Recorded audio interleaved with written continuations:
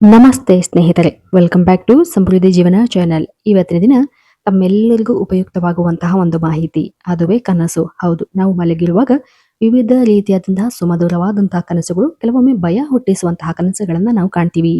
ನಮ್ಮ ಕನಸುಗಳಲ್ಲಿ ಕೆಲವೊಮ್ಮೆ ಗುರುಗಳು ಬಂದ್ರೆ, ಕೆಲವೊಮ್ಮೆ ಹಿರಿಯರು ಅಥವಾ ಸತ್ತವರು, ಅಥವಾ ಕೆಲವೊಮ್ಮೆ ಹೂವುಗಳು ಬಂದ್ರೆ, ಕೆಲವೊಮ್ಮೆ ಹಾವುಗಳನ್ನು ಕೂಡ ನಾವು ಕನಸಿನಲ್ಲಿ ಕಾಣ್ತೀವಿ. ಇದರಿಂದ ನಮ್ಮ ಮನಸ್ಸಿನಲ್ಲಿ ಒಂದು ಗೊಂದಲ ಉಂಟಾಗತ್ತೆ. ಈ ಕನಸಿನ ಅರ್ಥವೇನು? ಇದು ನಮ್ಮ ಮುಂದಿನ ಜೀವನದ ಒಂದು ಸೂಚನೆಯಾಗಿದೆಯಾ ಎಂಬ ಒಂದು ಪ್ರಶ್ನೆ ನಮ್ಮಲ್ಲಿ ಮೂಡ್ತಾ ಹೋಗುತ್ತೆ. ಅದಕ್ಕಾಗಿ ಈ ಒಂದು ವಿಡಿಯೋವನ್ನು ಪೂರ್ತಿಯಾಗಿ ನೋಡಿ. ನಿಮ್ಮಲ್ಲಿ ಏನಾದರೂ ಈ ರೀತಿಯಾದಂತಹ ಕನಸುಗಳು ಬಿದ್ದರೆ ಆ ಒಂದು ಕನಸಿನ ಹಿಂದಿನ ಸೂಚನೆ ಏನು ಎಂಬುದನ್ನ ಸಂಕ್ಷಿಪ್ತವಾಗಿ ತಿಳಿತಾ ಹೋಗೋಣ. ಹೌದು, ನಮ್ಮಲ್ಲಿ ಹೇಗೆ ಅಂದ್ರೆ ಒಬ್ಬರನ್ನೊಬ್ಬರು ದ್ವೇಷ ಮಾಡಲು ನಮಗೆ ಹಲವಾರು ರೀತಿಯಾದಂತಹ ವಿಚಾರಗಳು ಸಿಗ್ತಾ ಹೋಗತ್ತೆ. ಆದ್ರೆ ಮತ್ತೊಬ್ಬರ ಬಗ್ಗೆ ಒಳ್ಳೆ ವಿಚಾರ ಹೇಳಿ ಅಂತಂದಾಗ ಒಂದು ಕ್ಷಣ ನಾವು ಯೋಚನೆ ಮಾಡ್ತೀವಿ.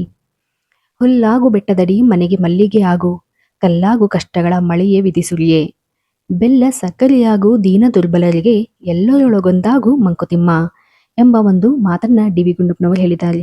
ಎಷ್ಟು ಮಧುರವಾದಂತಹ ಮಾತುಗಳು. ಜೀವನ ಬಂದಂತೆ ಎದುರಿಸಬೇಕು, ಎಲ್ಲರಲ್ಲಿಯೂ ಭಗವಂತನನ್ನು ಕಂಡಾಗ ನಾವು ಸುಲಭವಾಗಿ ಭಗವಂತನ ದೃಷ್ಟಿಗೆ ಪಾತ್ರರಾಗುತ್ತೇವೆ.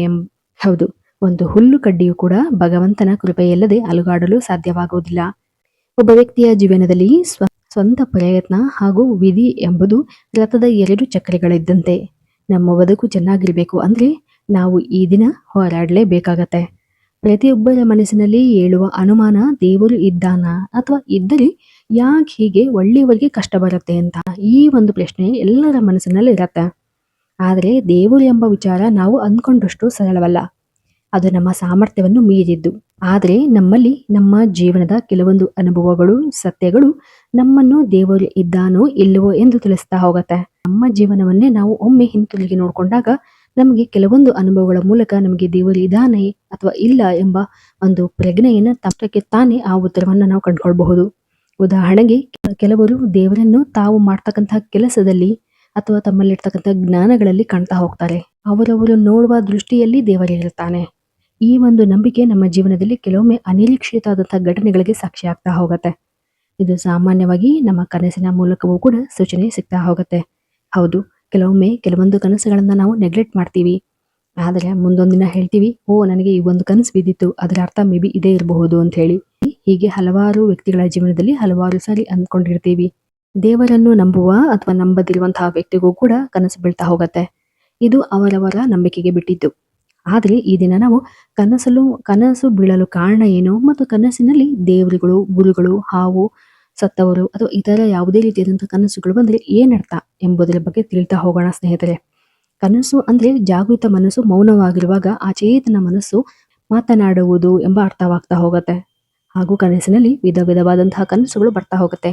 ಕೆಲವೊಂದು ಸಾಮಾನ್ಯವಾಗಿ ಕನಸುಗಳು ಬಿದ್ದರೆ ಕೆಲವೊಂದು ಸೂಚನೆಗಳನ್ನು ನೀಡ್ತಕ್ಕಂಥ ಕನಸುಗಳು ಕೂಡ ಬರ್ತಾ ಹೋಗುತ್ತೆ. ಇದು ಎಚ್ಚರಿಕೆ ಮತ್ತು ಕೆಲವೊಂದು ಮಾರ್ಗದರ್ಶನವನ್ನು ನೀಡ್ತಾ ಹೋಗುತ್ತೆ. ಕೆಲವೊಂದು ಕನಸುಗಳು ದೈವಿಕ ಕನಸುಗಳು ಅಂತೇಳಿ ಹೇಳ್ತಾರೆ. ಅಂದ್ರೆ ಇದರಲ್ಲಿ ದೇವರುಗಳು, ಗುರುಗಳು ಮತ್ತೆ ನಾವು ಮಾಡ್ತಕ್ಕಂತಹ ಜಪ ಮಾಡ್ತಕ್ಕಂತಹದ್ದು ಅಥವಾ ಕೆಲವೊಂದು ದೇವಸ್ಥಾನಗಳನ್ನ ನಾವು ಕಾಣ್ತಾ ಹೋಗ್ತೀವಿ. ಇನ್ನು ಕೆಲವು ಕನಸುಗಳು ಬರುತ್ತೆ. ಕೆಲವೊಮ್ಮೆ ಭಯಾನಕವಾದಂತಹ ಕನಸುಗಳು ಬರ್ತಾ ಹೋಗುತ್ತೆ. ಇದು ನಮ್ಮ ಒತ್ತಡ, ಭಯದಿಂದ ಬರ್ತಾ ಹೋಗುತ್ತೆ. ಈ ರೀತಿಯಾದಂತಹ ಕನಸುಗಳು ಪದೇ ಪದೇ ಬರ್ತಾ ಹೋದಾಗ ನಮ್ಮ ಮನಸ್ಸಿನ ಒಳಗಡೆ ಒಂದು ಒತ್ತಡ ಜಾಸ್ತಿ ಆಗಿದೆ ಎಂಬ ಅರ್ಥ ಕೂಡ ಆಗ್ತಾ ಹೋಗುತ್ತೆ. ಸಾಮಾನ್ಯವಾಗಿ 3 ರಿಂದ 5 ಗಂಟೆಯ ನಡುವೆ ಬಿದ್ದಿರುವಂತಹ ಕನಸುಗಳು ಹೆಚ್ಚು ಪರಿಣಾಮಕಾರಿ ಎಂದು ಹೇಳಲಾಗ್ತದೆ. ಏಕೆಂದರೆ ಆ ಸಮಯದಲ್ಲಿ ಮನಸ್ಸು ಶುದ್ಧವಾಗಿರುತ್ತದೆ. ಆದರೆ ಎಲ್ಲ ಕನಸುಗಳು ಸತ್ಯವಾಗುತ್ತದೆ ಎಂಬುದೇನಿಲ್ಲ. ಇದು ಕೆಲವು ಸೂಚನೆಯಾಗಿರುತ್ತದೆ ಅಷ್ಟೇ. ಇನ್ನು ಕೆಲವು ಕನಸುಗಳು ಬೀಳಲು ಕಾರಣ ಆಧ್ಯಾತ್ಮಿಕವಾಗಿ ಹೇಳುವುದಾದ್ರೆ ಸೂಕ್ತ ಅಥವಾ ಒಳ ಮನಸ್ಸಿನ ಆಸೆಗಳು, ಹಿಂದಿನ ಜನ್ಮದ ಕರ್ಮಗಳು ಅಥವಾ ದೇವರ ಸಂಕೇತಗಳು ಹಾಗೂ ನಿದ್ರೆಯ ಅವಸ್ಥೆಯಲ್ಲಿ ಆತ್ಮವು ಭೌತಿಕವಾಗಿ ದೇಹದಿಂದ ಬೇರ್ಪಟ್ಟು ಸೂಕ್ಷ್ಮ ಜಗತ್ತಿನಲ್ಲಿ ಸಂಚರಿಸಿದಾಗ ಆಗ್ತಕ್ಕಂತಹ ಅನುಭವಗಳು ಕನಸಾಗಿ ಕಾಣುತ್ತವೆ ಎಂಬ ಒಂದು ಮಾತಿದೆ. ಹೌದು, ಇನ್ನು ಕನಸಿನಲ್ಲಿ ಗುರುಗಳು ಅಥವಾ ಅಂದರೆ ನಾವು ಪೂಜಿಸುವಂತಹ ರಾಯರಾಗಿರ್ಬಹುದು ಅಥವಾ ಯಾವುದಾದರೂ ಕಾವಿ ಧರಿಸಿದ ಸ್ವಾಮೀಜಿಗಳು, ಸಾಧು ಸಂತರು, ಗುರುಗಳ ರೂಪದಲ್ಲಿ ಬಂದ್ರೆ ಅಂದ್ರೆ ನಮ್ಮ ಮನೆಗೆ ಬಂದಂತೆ ಅಥವಾ ನಮ್ಮ ಎದುರು ಮಾತನಾಡಿದಂತೆ ಅಥವಾ ಅಕ್ಷತೆಗಳನ್ನು ನೀಡಿದರೆ ನಿಮಗೆ ಒಂದು ಒಳ್ಳೆಯ ಶುಭ ಸೂಚನೆ ಎಂದು ಹೇಳಲಾಗ್ತದೆ. ಸಾಮಾನ್ಯವಾಗಿ ಗುರುಗಳು ಬರೋದ್ರಿಂದ ನಮ್ಮಲ್ಲಿ ಹೆಚ್ಚಿನ ಜ್ಞಾನ ನಾವು ಹೊಂದಲಿದ್ದೇವೆ ಎಂಬ ಒಂದು ಅರ್ಥವೂ ಕೂಡ ಆಗ್ತಾ ಹೋಗುತ್ತೆ. ಅಂದರೆ ನಮ್ಮ ಹಿಂದೆ ಗುರುವಿದ್ದಾನೆ, ನಮ್ಮ ಎಲ್ಲ ಸಮಸ್ಯೆಗಳನ್ನು ಎದುರಿಸಲು ನಮಗೆ ಧೈರ್ಯವಾಗಿ ಗುರುವಿದ್ದಾನೆ ಎಂಬ ಅರ್ಥವೂ ಕೂಡ ಇದಾಗುತ್ತದೆ. ಹಾಗೂ ಸದ್ಯದ ಪರಿಸ್ಥಿತಿಯಲ್ಲಿ ಅಥವಾ ಸಂಕಷ್ಟಕ್ಕೆ ಪರಿಹಾರ ಬರಲಿದೆ ಅಥವಾ ಪರಿಹಾರ ಸೂಚನೆ ಸಿಗಲಿದೆ ಎಂಬ ಅರ್ಥ ಕೂಡ ಇದಾಗ್ತಾ ಹೋಗುತ್ತೆ. ಸಾಮಾನ್ಯವಾಗಿ ಗುರು ಕೃಪೆ ಪಡೆಯುವುದು ತುಂಬಾನೇ ಕಷ್ಟ. ಆದರೆ ಕನಸಿನಲ್ಲಿ ಬಂದರೆ ಜೀವನದಲ್ಲಿ ಉತ್ತಮ ಬೆಳವಣಿಗೆಯಾಗುವುದಂತೂ ಖಚಿತ. ನಂತರ ದೇವರು ಬಂದರೆ ಅಥವಾ ನಾವು ಹಲವಾರು ಹೇಳಿದಂಥ ನಮ್ಮ ಮನೆಯಲ್ಲಿ ಕುಲದೇವರಾಗಿರಬಹುದು ಅಥವಾ ಯಾವುದಾದರೂ ದೇವರು ಅಥವಾ ದೇವರ ವಿಗ್ರಹಗಳು ಸಾಮಾನ್ಯವಾಗಿ ಕನಸಲ್ಲೇ ಬರುತ್ತೆ. ಈ ರೀತಿಯಾದಂತಹ ಕನಸುಗಳು, ಈ ರೀತಿಯಾದಂತಹ ದೇವರುಗಳು ಕನಸಿನಲ್ಲಿ ಬಂದ್ರೆ ಇದು ಒಂದು ಅತ್ಯಂತ ಅಪರೂಪದ ಅನುಭವ ಅಂತಾನೆ ಹೇಳಬಹುದು. ಅದರಲ್ಲೂ ಗಂಡು ದೇವರು ಬಂದ್ರೆ ಒಳ್ಳೆಯದು ಎಂದು ಹೇಳಲಾಗ್ತದೆ. ಇದರಿಂದ ನಿಮ್ಮ ಪ್ರಾರ್ಥನೆ ಸ್ವೀಕಾರ ಮಾಡಲಾಗಿದೆ ಎಂಬ ಅರ್ಥವೂ ಕೂಡ ಆಗಿರುತ್ತೆ. ಜೀವನದಲ್ಲಿ ಮಹತ್ವವಾದಂತಹ ಒಂದು ಬದಲಾವಣೆ ಬರಲಿದೆ. ನಿಮ್ಮ ಜೀವನದಲ್ಲಿ ಒಂದು ಉತ್ತಮವಾದಂತಹ ತಿರುವನ್ನು ನೀವು ಪಡೆಯಲಿದ್ದೀರಿ ಎಂಬ ಅರ್ಥವೂ ಕೂಡ ಇದಾಗಿರುತ್ತೆ. ಇದು ಒಂದು ದೈವಿಕ ಕೃಪೆಯೂ ಕೂಡ ಆಗಿರುತ್ತೆ ಸ್ನೇಹಿತರೆ. ನಂತರ ಸಾಮಾನ್ಯವಾಗಿ ಹೆಚ್ಚಿನದಾಗಿ ಜನರು ಕಾಣುವುದು ಹಾವು. ಹೌದು, ಕನಸಿನಲ್ಲಿ ಸಾಮಾನ್ಯವಾಗಿ ಹಾವನ್ನು ತುಂಬಾ ಜನ ಕಾಣ್ತಾರೆ. ಇದು ಒಂದು ಶಕ್ತಿಯ ಸಂಕೇತ.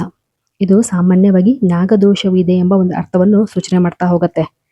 ಆದರೆ ನಮ್ಮ ಸುತ್ತಲೂ ದ್ವೇಷ ಹೊಂದಿರುವವರು ಕೂಡ ನಮ್ಮ ಸುತ್ತ ಇದ್ದಾರೆ ಎಂಬ ಅರ್ಥವೂ ಕೂಡ ಇದಾಗಿರುತ್ತೆ ಸ್ನೇಹಿತರೆ. ಅಥವಾ ಕೆಲವೊಮ್ಮೆ ನೀವು ಕೆಲವೊಂದು ವ್ರತಗಳು, ಹರಕೆಗಳು ಅಥವಾ ಪೂಜೆಗಳು ಏನಾದರೂ ಮಾಡಬೇಕಾದ್ರೆ ಅಥವಾ ಮರ್ತಿದ್ರೆ ಆ ಒಂದು ಪೂಜೆಯ ಬಾಕಿ ಇದೆ ಎಂಬ ಅರ್ಥವೂ ಕೂಡ ಈ ಒಂದು ಹಾವು ಬರುವುದರ ಮೂಲಕ ಸೂಚನೆಯನ್ನು ಸಿಗತ್ತೆ. ಇನ್ನು ಹೂವುಗಳು ಅಥವಾ ನೀವು ಕನಸಿನಲ್ಲಿ ಕಮಲದ ಹೂವು ಇರಬಹುದು ಅಥವಾ ಮಲ್ಲಿಗೆಯ ಹೂವು, ಈ ರೀತಿಯಾದಂತಹ ಶುಭವಾದಂತಹ ಹೂವುಗಳನ್ನು ನೀವೇನಾದರೂ ಕಂಡರೆ ಅಥವಾ ಕೈಯಲ್ಲಿ ಹೂವು ಹಿಡಿದಿರ್ಬೋದು ಅಥವಾ ದೇವಸ್ಥಾನಕ್ಕೆ ಹೂವನ್ನು ಅರ್ಪಿಸಲು ಅಥವಾ ಯಾವುದೇ ರೀತಿಯಾದಂತಹ ಹೂವನ್ನು ನಿಮ್ಮ ಕನಸಿನಲ್ಲಿ ಕಂಡ್ರೆ ಇದು ಒಂದು ಶುಭವಾದಂತಹ ಸೂಚನೆ. ಹೌದು, ನಿಮ್ಮ ಜೀವನದಲ್ಲಿ ಸಂತೋಷ, ನೆಮ್ಮದಿ ಬರಲಿದೆ ಎಂಬ ಅರ್ಥ ಆಗ್ತಾ ಹೋಗುತ್ತೆ. ಹಾಗೂ ದೈವಿಕ ಆಶೀರ್ವಾದವೂ ಸಿಗ್ತಾ ಹೋಗುತ್ತೆ. ಬಿಳಿ ಹೂವುಗಳು ಬರೋದ್ರಿಂದ ಶಾಂತಿ, ಶುದ್ಧತೆಯ ಸಂಕೇತ. ಈ ಬಣ್ಣದ ಹೂವುಗಳು ಬಂದ್ರೆ ಸಂತೋಷ ಮತ್ತು ನಿಮ್ಮ ಒಂದು ಲೈಫ್ ಕೆರಿಯರ್ ಅಲ್ಲಿ ನೀವು ಯಶಸ್ಸನ್ನ ಕಾಣ್ತೀರಿ ಎಂಬ ಅರ್ಥ ಕೂಡ ಇದಾಗಿರುತ್ತೆ ಸ್ನೇಹಿತರೆ.